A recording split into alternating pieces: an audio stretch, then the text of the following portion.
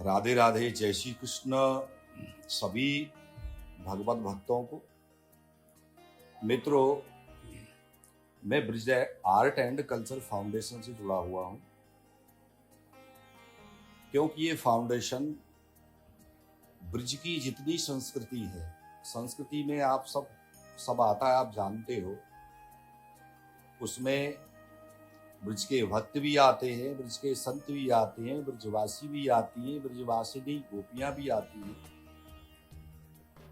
पूरा एक कल्चर, पूरा एक जो है, जो कुछ भी उसके अंदर था ब्रिज में, वो पूरा का पूरा आप ब्रिज की संस्कृति में समझ सकते हो। और इसका समझना क्यों आवश्यक है कि दरअसल हम अपने स्वयं के स्वरूप को भूलने लग गए हैं, भूल रहे हैं। इसलिए ये जो फाउंडेशन है, ये ब्रिज की संस्कृति को संरक्षित कर रहा है और उसे सुरक्षित कर रहा है, और उसको फल फूलने के लिए भी हाथ बढ़ाएगा, हाथ बढ़ा रहा है, कोशिश कर रहा है कि ये आगे कम से कम थोड़ी थोड़ी पूरी नहीं हो सके। हमारा सरकार से भी प्रयास है, गवर्नमेंट से भी प्रयास है, और आप लोगों से भी प्रयास यही है। यदि वास्तविक में आपके मन के अंदर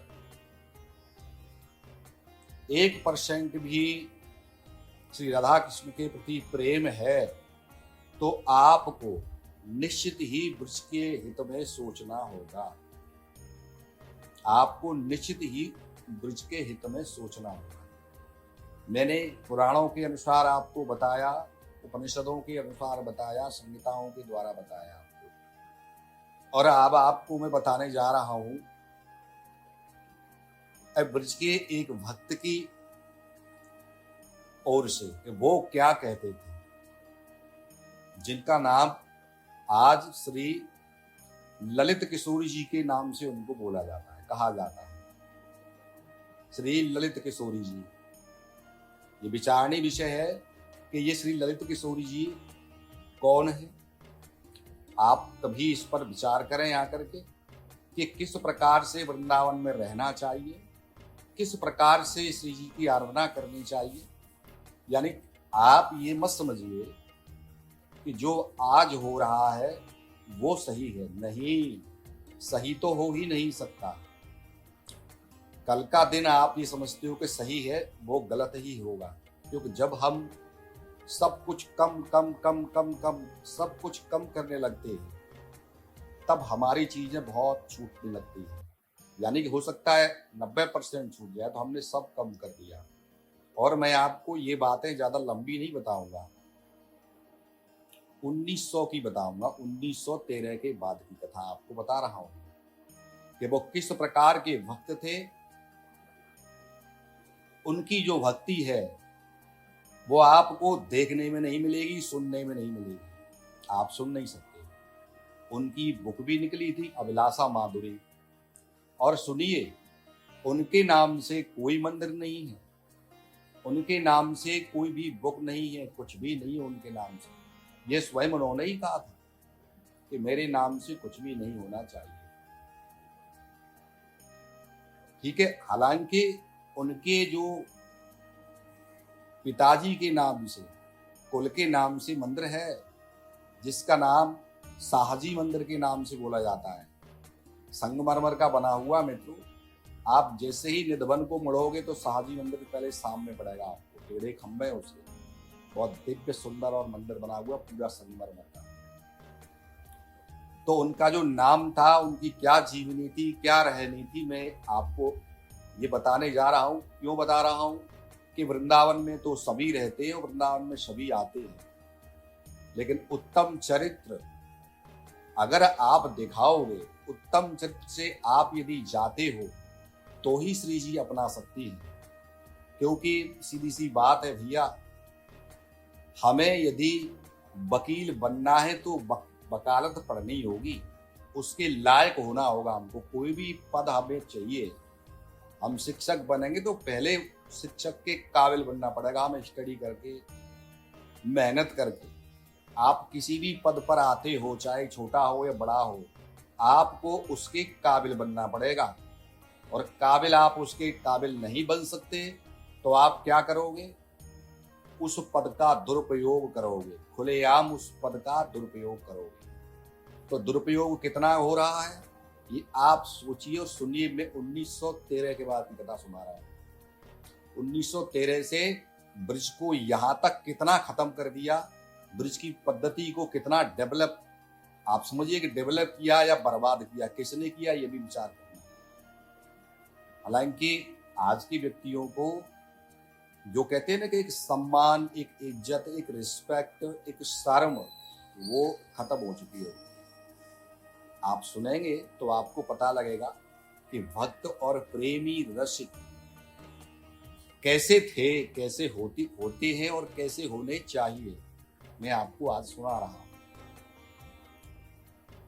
और ये ब्रज के वास्तविक स्वरूप के अंदर बता रहा हूं मैं आपको कि जिस रज पर आप चलते हो, ब्रज में जो लोग हैं ना, 25,000 के, 5,000 के, 2,000 के, 500 के, 50 रुपए के जूते चप्पल पहन के चलते हैं और वो दावा करते हैं श्री जी का भक्त होने का। आप सोचिएगा उनके बारे में कि अब वो कैसे है थे और ये कैसे है, जबकि भी फर्क ज्यादा नहीं हुआ है। आप देख लेना उसमें, और बहुत ज्यादा समय नहीं हुआ है। तो मित्रों, श्री ललित किशोरी जी का जन्म लखनऊ में हुआ था, कार्तिक महीने में हुआ था, यानी कि नवंबर के आसपास में हुआ था, 1825 में हुआ था। इनके पितामह का नाम था शाह बिहारी लाल जी। उस समय लखनऊ में शाह बिहारी लाल जी प्रसिद्ध धनाढ्य व्यक्ति थे। नवाबों ने उनको शाह उपाधि से भूषित किया था, नवाबों ने उनको शाह उपाधि दी थी। उनके ज्येष्ठ पुत्र शाह गोविंदलाल जी थे, बड़े पुत्र उनके शाह गोविंदलाल जी थे। बड़े पुत्र की दूसरी पत्नी के गर्भ से श्री ललित किशोरी जी का जन्म हुआ और उनसे एक छोटा भाई भी हुआ। इनका नाम रखा गया शाह कुंदन लाल और इनके छोटे भाई का नाम रखा गया शाह फुंदन लाल।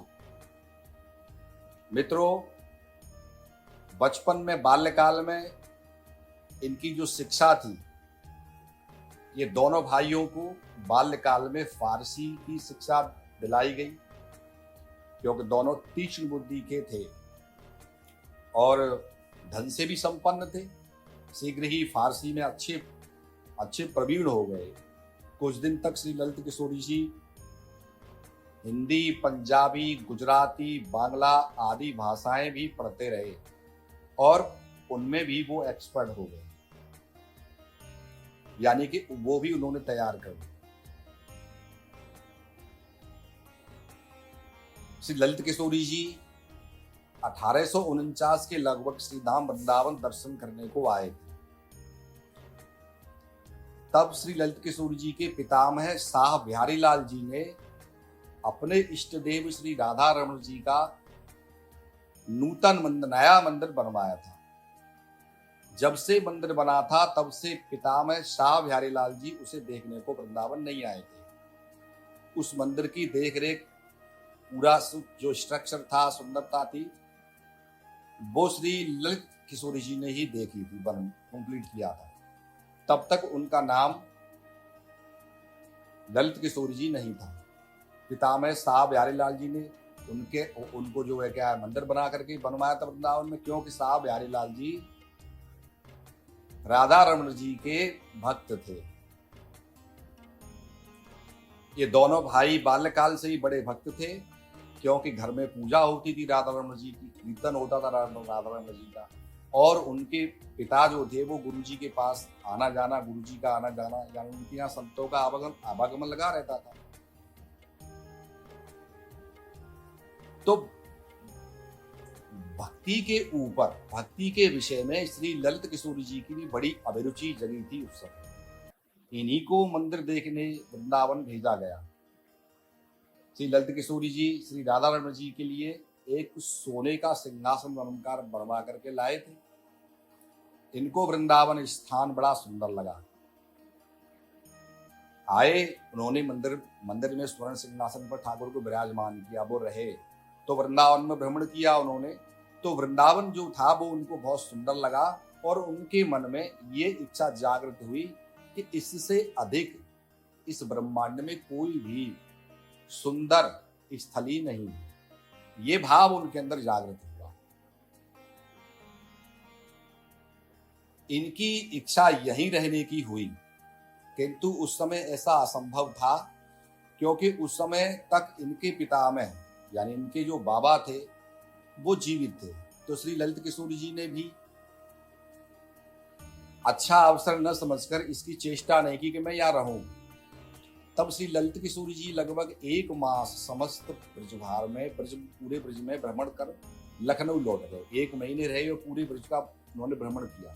तभी ये निश्चित किया, जब वृंदावन से लखनऊ लौट कर गए तो पिता एवं माता का स्वर्गवास वहां पर रहे वो, तो ये तीनों लोगों का स्वर्गवास हो गया कुछ दिन बाद।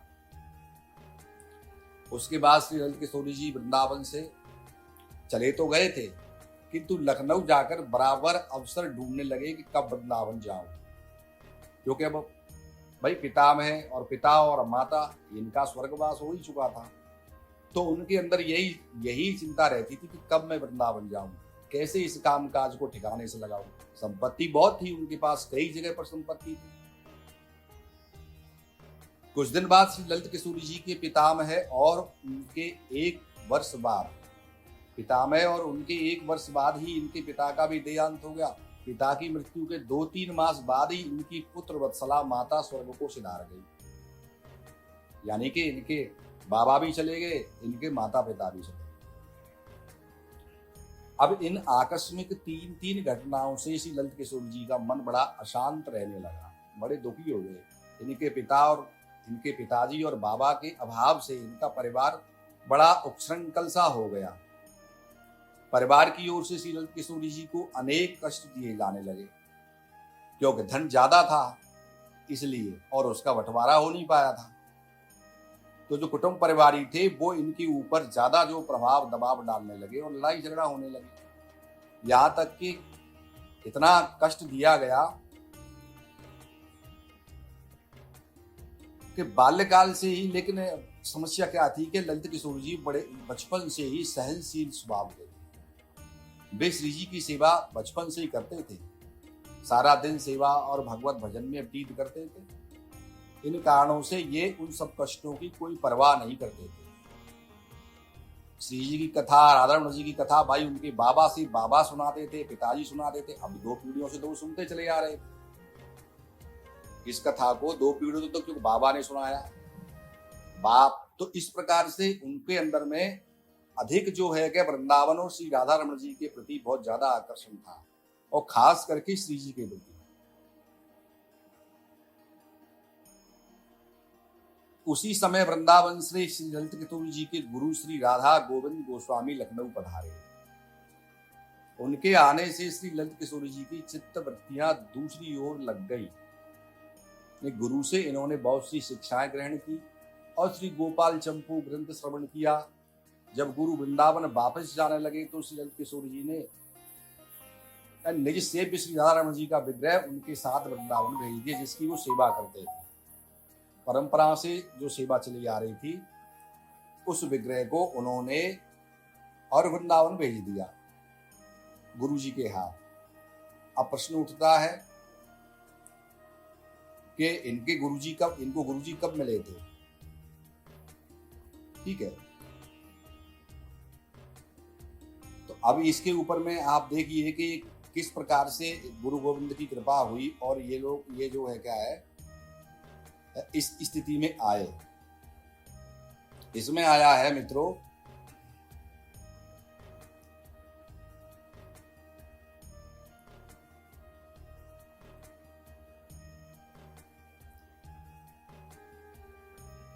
कि एक बार ये काशी के लिए भ्रमण के ऊपर जाते हैं, काशी भ्रमण के लिए जाते हैं ये। तो गुरु से इन्होंने बहुत शिक्षाएं प्राप्त की, क्योंकि गुरु तो इनके पहले ही बनवा दिए थे भाई। पिता में जब दोनों थे ही जो है वैष्णव थे, तो पूरा परिवार।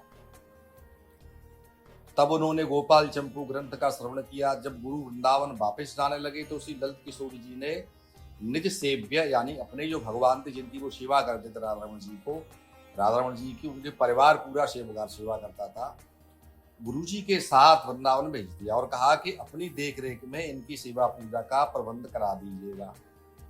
और हे गुरुदेव, हम शीघ्र ही वृंदावन आकर अपना निवास स्थान बनाएंगे। एक दिन श्री ललित किशोरी जी के श्री विग्रह ने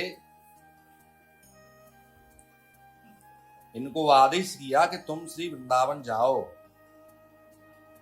और श्री निधिवन के पास ही मेरा निवास स्थान निर्माण कराओ। यानी राधा रमण जी एक दिन इनको ये इस बात का विश्वास दिलाते हैं, स्वप्न में कहते हैं कि हे कुंदन लाल जी, आप जो है वृंदावन जाइए और निधिवन के पास ही मेरा निवास स्थान बनाओ। साजी साहब ने उसी समय एक पद रचना की। साजी बहुत पुस्तकें लिखी थी उन्होंने, लेकिन उपलब्ध नहीं है इस पर। कि वृंदावन को जाना हेली, वृंदावन को जाना है, रसिक रंगीले राधा मोहन 300 दिल लहराना है। ललित किशोरी ने दृढ़ कर अब ये ही मन में ठाना है, ललित लता निधिवन के नीचे यहाँ ही ठीक ठिकाना है। यानी उन्होंने ये निश्चित कर दिया ललित किशोर जी ने कि अब हम वृंदावन जाएंगे, क्योंकि ठाकुर जी का, श्री जी का हमको आदेश हो गया। और कहाँ का आदेश हुआ, विचारने विषय। बोले निधिवन के पास ही वो मंदिर होना चाहिए। तो श्री ललित किशोर जी के छोटे भाई साहब कुंदन लाल जी इनके निर्मित पद संग्रह करते जाते थे, ये पद लिखते थे। श्री ललित किशोर जी का मन जब वृंदावन जाने को अत्यंत विचलित हुआ तो इन्होंने न्यायालय की शरण लेकर यानी कोर्ट की शरण लेकर के सब संपत्ति बांट दी।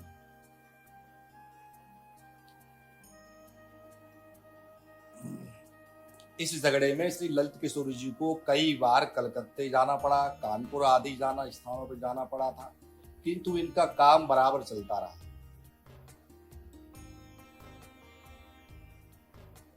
अच्छा, ललित किशोर जी जो उनके भाई थे साहब कुंदन लाल छोटे, वो उनका नाम था कुंदन लाल, उनका नाम था कुंदन लाल। तो इन्होंने 1855 में चैत्र के महीने में, मार्च अप्रैल के महीने में दोनों भाइयों ने वृंदावन को और प्रयाण किया। दोनों भाई वृंदावन को आए। उन दिनों वृंदावन के मार्ग में लुटेरों का बहुत बड़ा भय था। वृंदावन में लुटेरे लूट लेते थे। एक विशाल मंदिर के निर्माण के लिए पर्याप्त धन लेकर वृंदावन जाना था, इसलिए 1856 वैशाख शुक्ला त्रयोदशी को दोनों भाई रक्षा के लिए अपने साथ 4000 शस्त्रधारी सिपाहियों की सेना को साथ लेकर वृंदावन को चल पड़े। इन्होंने श्री राधा रमण जी के मंदिर के समीप पटनीमल वाली कुंज में निवास करना प्रारंभ किया। इनके साथ के जो सेवक थे कुछ इनके पास रहे, बाकी सब सेवकों के लिए यमुना किनारे बड़े बड़े तंबुओं में रहने का प्रबंध कर दिया था। यहां से श्री ललित किशोर जी का नैष्ठिक जीवन प्रारंभ होता है। ये वृंदावन में कभी जूता या चप्पल कुछ नहीं पहनते थे। आराम की कोई भी चीज इनके पास नहीं रहती थी। श्री धाम में इनकी ऐसी अप्रतिम निष्ठा थी कि वृंदावन आने के बाद ये कभी भी वृंदावन की सीमा से बाहर नहीं गए। यहाँ तक कि इनकी आज्ञा थी कि हमारा चित्र भी कभी वृंदावन के बाहर नहीं जाना चाहिए। मित्रों, देखो आप कि ललित किशोरी जी या साहब कुंदन लाल जी लखनऊ में हुक्का पीते थे, लेकिन जब ये वृंदावन आए तब ब्रज की सीमा के बाहर कहीं उन्होंने डेरा डाला था। वहां इनके लिए हुक्का लगाया गया। उसे देखकर श्री ललित किशोरी जी ने उस हुक्के में एक लात मारी और ब्रज की सीमा को प्रणाम कर नंगे पांव ब्रज में प्रवेश किया। तब से सीमा को प्रणाम कर नंगे पांव ब्रज में प्रवेश किया। तब से इन्होंने कभी हुक्के का नाम भी नहीं लिया। किंतु श्री ललित किशोर जी को एक बार वृंदावन से बाहर जाना पड़ा था। कारण क्या था उसमें कि ब्रज की सीमा के बाहर तब भी वो नहीं गए, क्योंकि ये बड़ी विचित्र घटना थी। 1857 में जब देशव्यापी राष्ट्र में आंदोलन हुआ था आजादी के लिए, तब वृंदावन भी इस आपत्ति से कोई बचा नहीं था। ठाकुर हीरा सिंह की अध्यक्षता में और जो लुटेरे थे उनका एक दल वृंदावन को लूटने आया। उस ललित किशोर जी के पास पर्याप्त सेना और अस्त्र शस्त्र थे। तब ये अपना सैन्य बल लेकर वृंदावन की रक्षा के लिए आ गए। इधर इनके अंतपुर से उसी समय पुत्र जन्म हुआ। इनको पुत्र का शुभ संदेश भी आया, लेकिन सेना ने बंदूक दागना तब तक आरंभ कर दिया था। श्री ललित किशोर जी का असाधारण सैन्य बल देख करके, लड़ाई देख करके, सेना को देख करके विप्लवकारी यानी जो लुटेरे थे उनकी हिम्मत टूट गई और वे सब कई दिन के भूखे भी थे। अतः उन्होंने शाहजी की शरण ली, सरेंडर कर दिया और शाहजी से प्रार्थना करने लगे, प्रभु हम भूखे हैं। तब शाहजी ने जब सब सरेंडर हो गए, शरणागत हो गए, तो शरणागत वत्सलता का परिचय देकर 3 दिन तक भोजन आदि से उन सभी का पालन किया। चलते समय हीरा सिंह ने कहा कि शाहजी आपके पास जो कुछ बहुमूल्य वस्तु हो हमें दे दीजिए, हम ब्रज में कहीं भी लूट मार नहीं करेंगे। तब शाहजी साहब ने अच्छा कहकर अपना संदूक मंगवाया।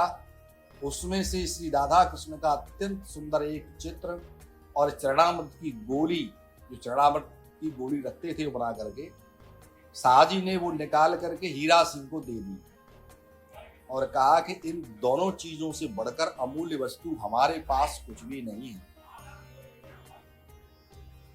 वो चित्र इतना सुंदर था, ऐसा दिव्य था, भावपूर्ण था कि लुटेरे का हृदय भी गदगद हो गया। श्री चैतन्य चरितामृत का कथन है कि यदि अच्छे सत्पुरुष का एक क्षण भी संग मिल जाए तो मनुष्य को कृष्ण भक्ति प्राप्त हो जाती है। हीरा सिंह तो 3 दिन तक शाहजी के साथ रहे। भाई किसके साथ रहे? भक्त श्रोमणी शाहजी के आश्रम में रहे थे। इसलिए हीरा सिंह के मन में ऐसा भाव आ गया। तो क्या आश्चर्य है, हीरा सिंह की आंखों में आंसू आ गए और शाहजी साहब से कहा कि यह चित्र हमको दे दिया जाए। शाहजी साहब ने वह चित्र उन्हें दे दिया। वे चुपचाप दोनों चीज लेकर चले गए। इस प्रकार श्री ललित किशोर जी ने ब्रज की रक्षा की। लेकिन ये घटना कोर्ट के अंदर पहुंची। जब ये शांति हो गई, इस क्रांति की शांति हो गई, तब ये जो है क्या है घटना सुप्रीम कोर्ट में पहुंची। तो सुप्रीम कोर्ट के द्वारा शाह कुंदन लाल जी का वारंट कट गया। इधर जब शाह कुंदन लाल जी के पास में उनको वारंट मिला तो श्री ललित किशोर जी भी चिंतित विचलित नहीं हुए, उन्हें कोई भय नहीं हुआ। वे जब कोर्ट में पहुंचे तो मजिस्ट्रेट के यहाँ तलब किए गए। अदालत के नियमानुसार जो भी कार्रवाई थी करनी थी, हलफनामा इत्यादि होने के बाद जब आपकी पेशी हुई तब उनका जब सवाल जवाब हुए मजिस्ट्रेट के, तब उन्होंने कुछ कहा। मजिस्ट्रेट कहती है कि शाह कुंदन लाल जी कुछ बागी तुम्हारे घर रहे थे, बताओ। तो शाहजी ने कहा जी नहीं, ब्रज में रहे थे, मेरे घर नहीं रहे थे। मजिस्ट्रेट ने दोबारा कहा तो कितने रोज रहे थे, कितने दिन रहे थे तुम्हारे ब्रज में? सरकार हमारे ब्रज में वो लोग 3 दिन रहे थे। मजिस्ट्रेट ने फिर कहा तो तुमने सरकार के बागियों को इमदाद क्यों दी, मदद क्यों दी? शाहजी ने कहा जी नहीं, इसको मदद नहीं कहते। मैंने ब्रज की रक्षा के लिए और मारकाट न हो इसलिए उन्हें साम दाम से ही बस में कर लेने की इच्छा की थी कि बिना मारकाट किए ही और इनको वापस लौटा दिया जाए। जब वे मेरी शरण में स्वयं आए थे तो मेरा धर्म था कि मैं उन्हें किसी प्रकार का दुख नहीं दूं। मैंने ब्रज की रक्षा कर आप ही के कर्तव्य का पालन किया है। जो कार्य आप करते वही मैंने भी किया है। मजिस्ट्रेट ने कहा, वेल कुंदन लाल, तुम जानता है कि बागियों को मदद देने वाले को क्या सजा दी जाती है? शाह कुंदन लाल जी ने कहा, आप शक्तिशाली हैं हुजूर, आप कोई भी सजा दे सकते हैं, सभी सजा दे सकते हैं, मृत्यु दंड भी दे सकते हैं। आप मृत्यु दंड की भी सजा दे सकते हैं, इससे ज्यादा नहीं दे सकते आप। मजिस्ट्रेट झुंझला करके बोला, अच्छा तुमको यही सजा देगा, तुमको फांसी दिया जाएगा। शाह कुंदन लाल जी ने कहा, जो आज्ञा सर, आपकी जो आज्ञा हो, किंतु एक प्रार्थना है। मनुष्य होने के नाते हम आपसे एक अनुरोध करना चाहते हैं कि हमको फांसी वृंदावन में ही दी जाए और फांसी के समय हमारे चारों ओर श्री राधा रानी का नाम से हरिनाम संकीर्तन हो, क्योंकि भगवान के नाम के सिवाय हम और कुछ नहीं सुनना चाहते। ऐसी फांसी हमको सजा नहीं, इनाम होगी हुजूर। शाह कुंदन लाल जी का जवाब सुनकर के मजिस्ट्रेट को और क्रोध आया। मालूम होता है तुम एक रिलीजियस मैन, धार्मिक मनुष्य है। हम जानता है तुम्हारे धर्म की किताब में लिखा है कि राजा रैयत का बाप होता है और रैयत को भी उसे बाप की बराबर ही मानना चाहिए। तो शाह कुंदन लाल जी बोले, जी हाँ सर, मैं राजा को बराबर पिता के तुल्य मानता हूं। मैं आपको, आपकी जो सरकार है, आपको अपने पिता के तुल्य मानता हूं। आप राजा हैं और मैं आपकी प्रजा हूं, इसलिए मैं आपको पिता के तुल्य ही मानता हूं और आगे भी मानता रहूंगा। मजिस्ट्रेट बोला, तुमको तो अभी फांसी होगा, फिर आगे कैसे मानता रहेगा? क्या तुम आगे जीता रहेगा? शाहजी बोले, जब तक राजा अपने कर्तव्य से नावाकिफ थे, जब तक उनको राजा के कर्तव्य की जानकारी नहीं थी, तब तक मुझे आपसे भय था। जब राजा अपने कर्तव्य समझ गए, मैंने उनको बता दिया, अर्थात प्रजा को पुत्र की तरह मानने लगे, तो मुझे आपसे कोई डर नहीं है। अगर पिता नाराज होकर संतान को कोई दंड भी देता है तो उसके अच्छे के लिए ही दंड देता है। पिता की ओर से पुत्र को कोई नुकसान नहीं हो सकता। शाहजी ने जब इतनी बुद्धिमत्ता पूर्ण शब्दों को कहा तो अंग्रेज मजिस्ट्रेट दुविधा में पड़ गया। बोले, अभी ये क्या किया जाए, ये ऐसा बोल रहे हैं। तब कुछ देर विचार करने पर इनको छोड़ देना ही उचित समझा। अतः मजिस्ट्रेट ने श्री ललित किशोर जी को बरी कर दिया। श्री ललित किशोर जी की संकीर्तन करते करते नाव द्वारा फिर वृंदावन वापस आ गए।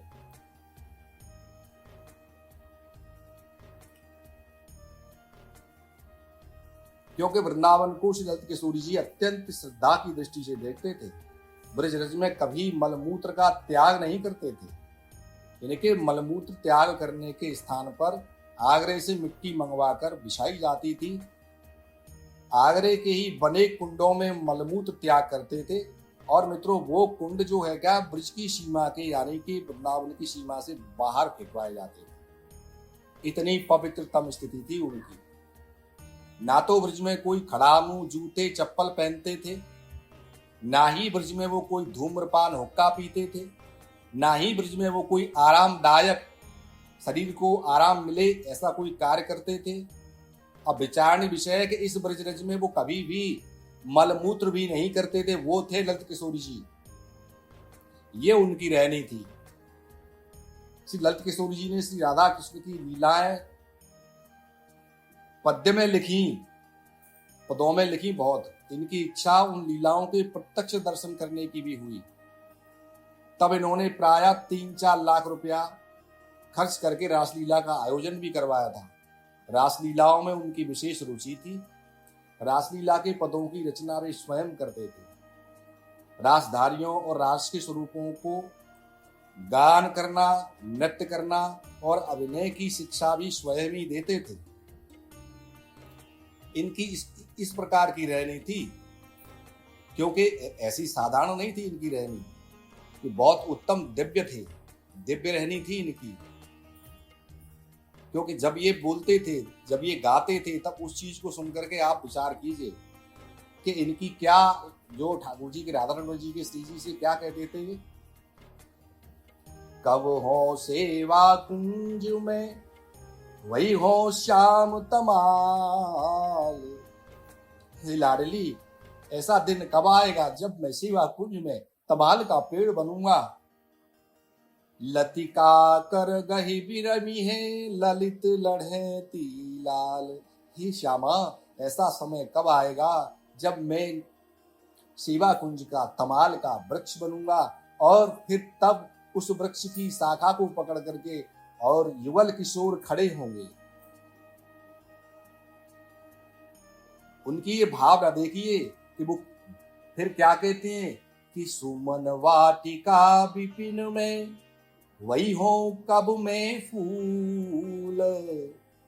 कोमल कर दो भावते धरी है बीन तुकूल।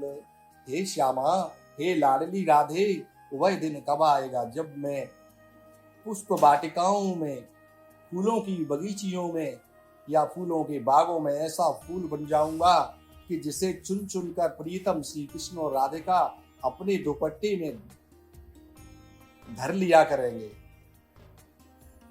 जब उनकी ये जिज्ञासा, किस प्रकार की जिज्ञासा है, वो क्या प्रभाव डालना है, वो क्या कहना चाहती हैं। ललित किशोरी जी ब्रज में वृक्ष बनना चाहते हैं, ललित किशोरी जी ब्रज में फूल बनना चाहती हैं। आगे क्या कहती हैं, मिली है कब अंग छार है श्री वन बीथि निधूरे। परि है पद पंकज जुगल मेरी जीवन मूरे। हे लाडले युगल किशोर, हे लाडली, ऐसो समय कब आवेगो जब मैं राख या धूल बन करके या ब्रज के जीवन के मार्गों या पगडंडियों में जाऊंगा। जब मेरे शरीर की धूल बनेगी, रज बनेगी, तब मैं या ब्रज की पगडंडियों पर उड़ उड़ करके जाऊंगा, ताकि मेरे जीवन आधार श्री राधा कृष्ण के चरण कमल मुझ पर पड़ेंगे। वो कह रही है कि कब मैं ब्रज रज बनूंगा, और ब्रज रज बन करके मैं उन रास्तों पर कब जाऊंगा। तब कभी कभी जब वहां से युगल किशोर गुजरेंगे मेरे ऊपर, तो कब ऐसा मेरा धन्य भाग होगा। मित्रों, ये है ललित किशोरी जी।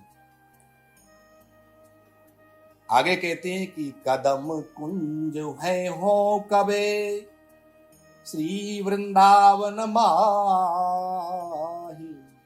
ललित किशोरी लाडले बिखरेंगे तेहि छाए। हे ललित किशोर जी फिर कहते हैं, हे लाडली, कब मैं श्री वृंदावन के कदम कुंज में जाऊंगा, जिनकी छाया में लाडले लाल श्री कृष्ण विहार किया करते। कब काली दह कूल की वही हो त्रिविध समीर। जुगल अंग अंग लागी हो उड़ी है नूतन चीर। हे श्यामा, हे राधिके, हे किशोरी, कब मैं यमुना के कालीदह नामक घाट के किनारे की शीतल मंद सुगंधित 3 प्रकार की वायु बनूंगा। और जब मैं वायु बन जाऊंगा, तब वायु बनकर श्री राधा कृष्ण के अंगों का इस प्रकार से कब स्पर्श करूंगा, जिससे कि उनके नए वस्त्र उड़ने या लहराने लग जाएं। ये है। और वो कहते थे ना, कोई दिलवर की डगर बता दे रे, कोई दिलवर की डगर बता दे रे। लोचन कंज कुटिल भ्रकुटी कच कानन कथा सुना दे रे। कोई दिलवर की डगर बता दे रे। ललिता किशोरी मेरी वाकी चित की साथ मिला दे रे। जाके रंग रंग्यो सब तन मन ताकि झलक दिखा दे रे। कोई दिलवर की डगर बता दे रे। ये है ललित किशोरी जी। मित्रों, कब गहवर की गलिन में फिरी हो चकोर। जुगल चंद मुख निरखी हो नागरी नवल किशोर। हे युगल किशोर, हे लाडली किशोर, ऐसा समय कब आएगा जब मैं गहवर वन की गलियों में और चकोर बनकर के फिरा करूंगा। ऐसा समय कब आएगा जब जुगल किशोर के मुख को निरखता रहूंगा।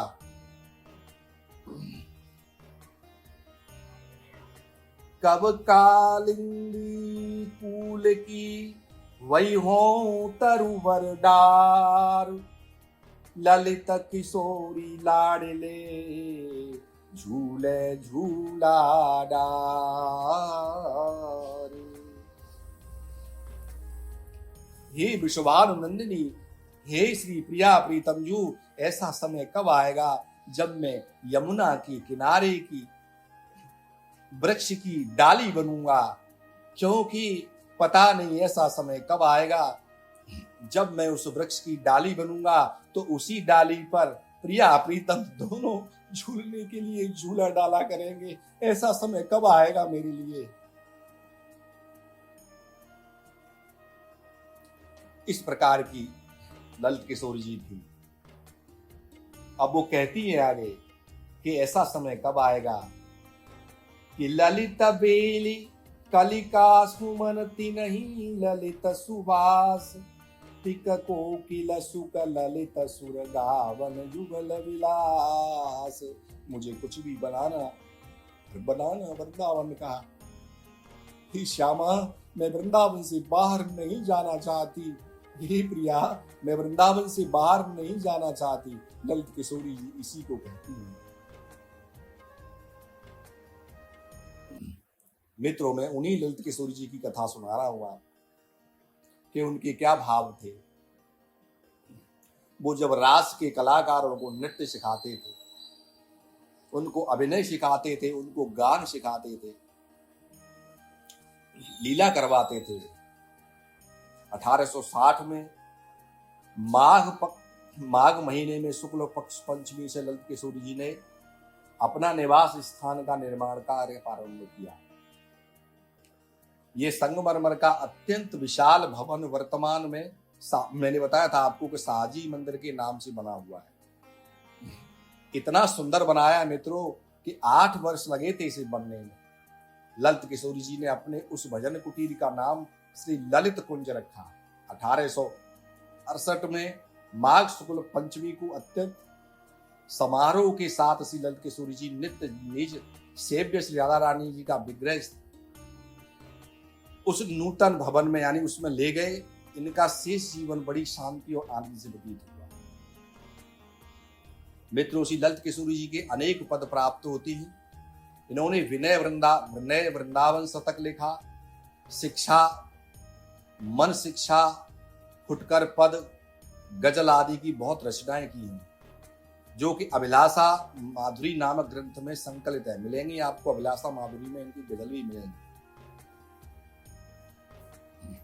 1873 में दशहरे के बाद से इनको फसली बुखार हुआ था, यानी इनको ज्वर हो गया। 10-12 दिन में कमजोरी के सिवाय इनके शरीर में कुछ रोग शेष नहीं रहा, केवल कमजोरी थी। कार्तिक के महीने में इनको पता लगा कि हमारी जो बहुत दिन से अभिलाषा थी कि श्री वृंदावन की रज में श्री युगल नाम संकीर्तन करते करते हम इस नश्वर देह को त्याग करें, छोड़ें, उसके पूर्ण होने का समय निकट आ गया। इनको पता चल गया कि अब ये शरीर छोड़ना है। तब इन्होंने उस दिन आतुर संन्यास ले लिया। सब कुछ आतुर संन्यास कहते हैं कि कुछ भी सिवाय अपने इष्ट के अलावा न देखना, न सुनना, न सोचना, कुछ भी नहीं। तब परमार्थ विषय के बहुत से उपदेश याद किए। उस दिन से कमजोरी कुछ कुछ बढ़ने लगी। सवेरे ही बृहस्पतिवार द्वितीया को इनके छोटे भाई साहब सुंदर लाल जी ने इनकी कमजोरी देखकर इनसे चिकित्सा के लिए निवेदन किया कि भैया, मैं आपके लिए बहुत उच्च कोटि के वैद्य लेकर के आया हूं, लेकिन अपना समय निकट जान करके ललित किशोर जी ने बड़े ही आनंदित होकर बोले, बड़ी अच्छी बात है, परंतु तुम तो बस एक रज का चबूतरा तैयार करवा दो, ब्रज का एक चबूतरा बनवा दो मेरे लिए। यह कहकर श्री ललित किशोर जी अपने नित्य नियम में लग गए। मित्रों, इधर छोटे शाह जी ने यमुना जी की कोमल स्वच्छ बालू को छनवाकर एक चबूतरा तैयार कराया और श्री ललित किशोरी जी का पलंग उसके समीप ले गए। श्री ललित किशोरी जी चबूतरा देखकर अत्यंत हर्षित हुए, मानो चक्रवर्ती राज्य का सिंहासन मिल गया हो। वे बड़ी तेजी से प्रसन्नता में मुस्कुराते हुए, हंसते हुए और राधे राधे की ध्वनि करते हुए झट उस चबूतरे पर विराजमान होकर इन्होंने आज्ञा की कि संकीर्तन प्रारंभ कर दो और हमारी परिचर्या के 9 आदमियों के सिवाय किसी को यहां मत आने दो। छोटे शाह सुंदर लाल जी ने इनकी आज्ञा अनुसार संकीर्तन प्रारंभ कर दिया। इस समय छोटे शाह जी का जो धैर्य था वो भी बहुत प्रशंसनीय था। ये स्वयं भी, क्योंकि स्वयं तो वीर थे ही, तब इन्होंने सीमा को प्रणाम कर नंगे पांव ब्रज में, मतलब ये स्थिति थी उनकी, यानी कि उनकी स्थिति को देखा और देख करके विचलित नहीं हुए। और विचलित यानी कि धैर्यशाली थे, क्योंकि वीर थे लेकिन परंतु फिर भी धैर्यशाली थे। ये ठाकुर जी की लीलाओं को बहुत लिखा है इन्होंने और बड़ी स्थिति से उनको तैयार करते थे। ऐसा नहीं है कि ये तैयार नहीं कहते थे। कई पुस्तकें इन्होंने लिखी है फुटकर पद, लेकिन उनका उस वक्त तो उन्होंने मना कर दी थी कि मेरा चित्र भी नहीं आना चाहिए। एक ही बुक प्रकाशित हुई थी इनकी। तो ये स्थिति थी। छोटा भाई भी ऐसा नहीं था कि इनकी बातों को टालता हो, नहीं, वो टालने वाले नहीं थे।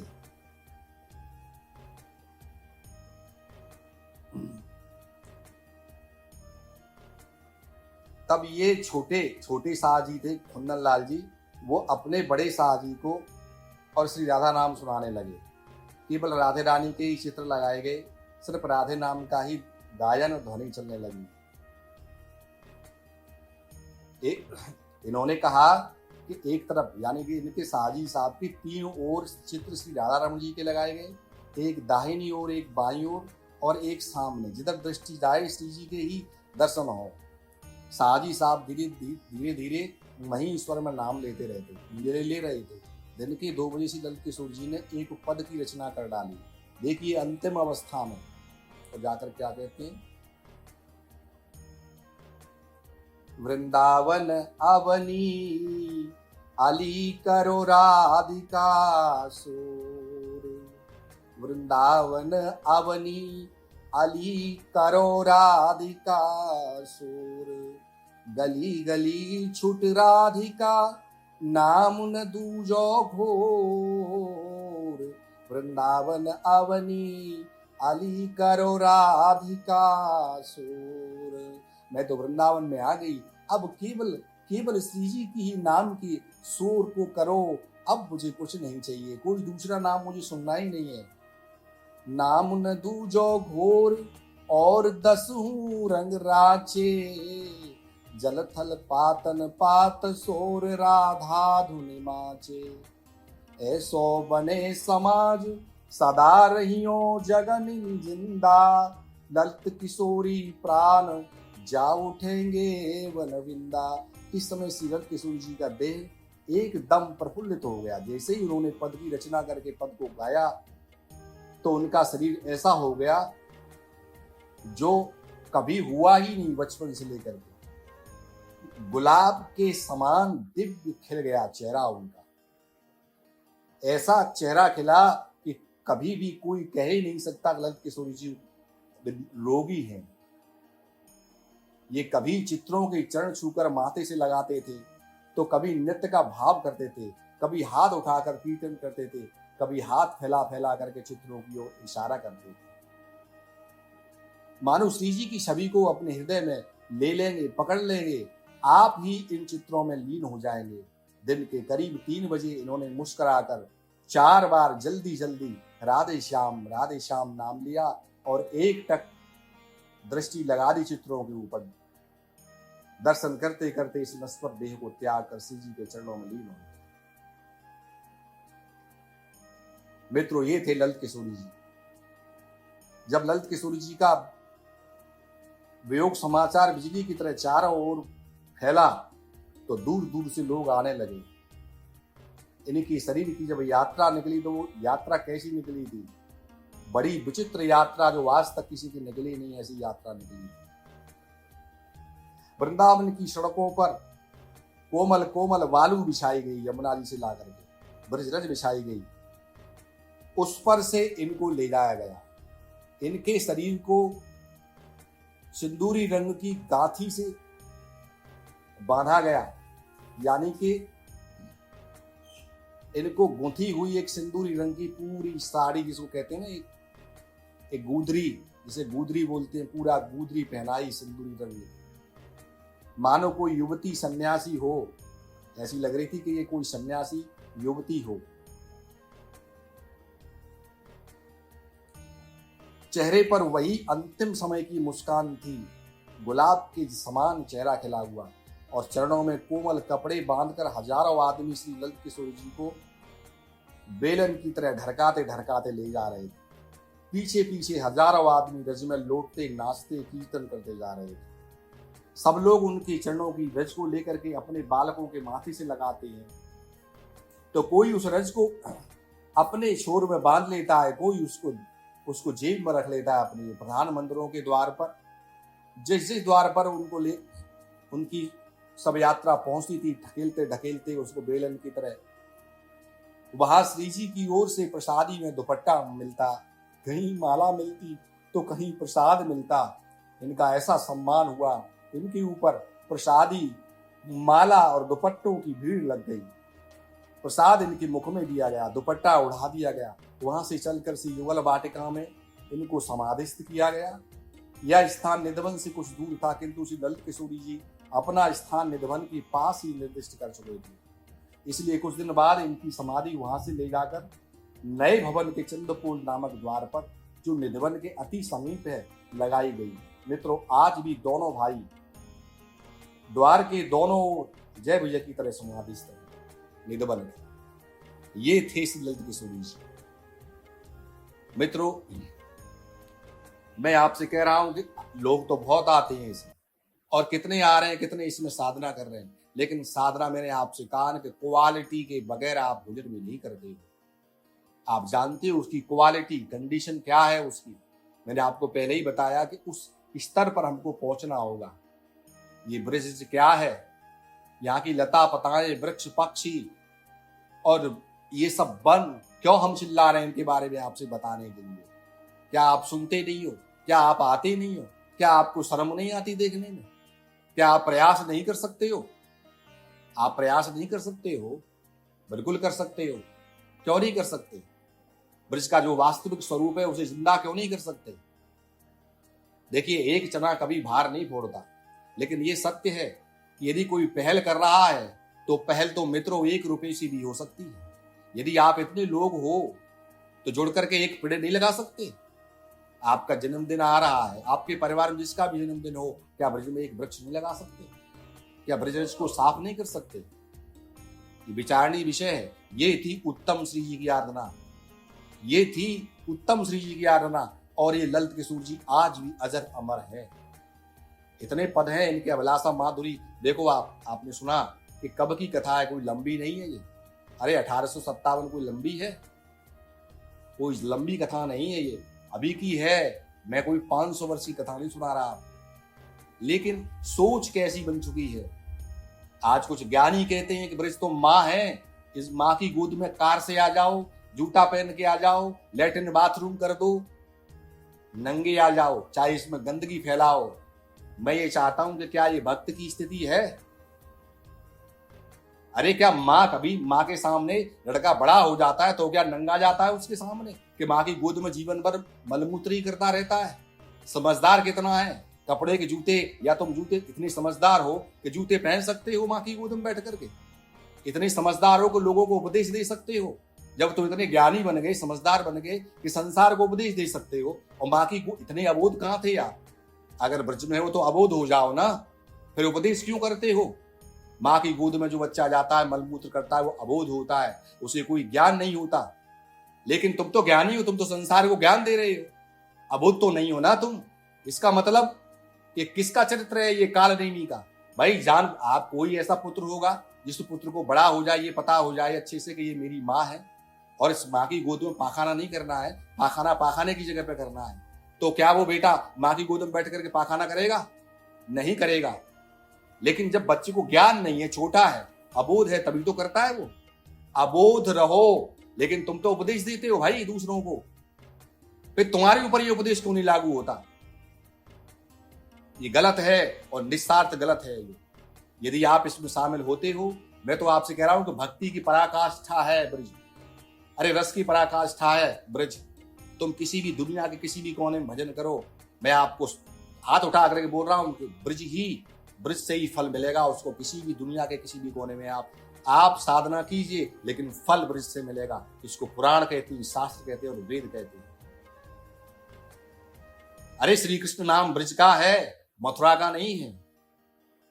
श्री जी क्या है, इसके बारे में जानने के लिए तो आपको यहां पर आना होगा ना, इस रज में मिलना होगा। मिटा दे अपनी हस्ती को अगर तू मर्तबा चाहे, जो दाना खाक में मिलकर गोले गुलजार होता है।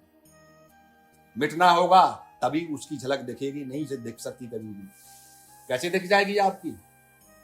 अगर तुम चाहते हो तो कुछ करो ना। क्या करना होगा? बिंदु जी ने कितना सुंदर कहा है, अगर चाहे कि हो घनश्याम की तुझ पर नजर पहले।